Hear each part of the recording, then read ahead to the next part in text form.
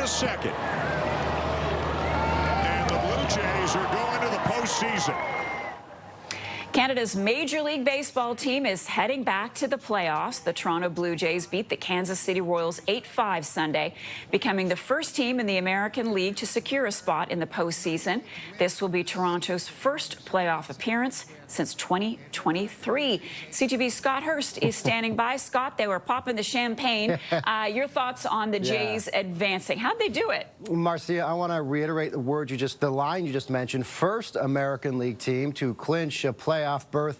That feels so good to say, considering how things ended last year and also how things started this year. It wasn't looking good. About a month or so into the season, they still had a losing record, but they turned things around throughout the summer and now own the best record in the American League. So quite a fantastic turnaround, particularly for fans who were, so glum after the finish of last season. Also, they've had some elusive playoff success, and so it's been quite a miraculous turnaround. The celebration is on now, but as you said, they've been popping champagne already. But hopefully for Jays fans coast to coast, Marcia, this is only the beginning of the party. As I mentioned, quite a big turnaround. They were well behind the division leaders middle of the season to now they sit 2 games up on the New York Yankees for top spot in the American League East. And now with about a week left in the season, 2 series, 6 games in total, all of them at home, they're in a good position now to clinch tops in the American League and potentially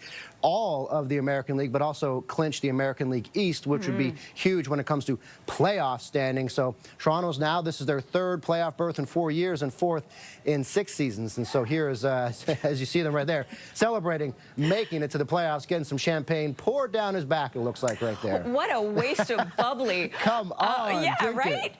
So what do the Jays need to focus on to make it to the next round? Well, they focus on this week to allow themselves to lock up the position they want to be in the playoffs.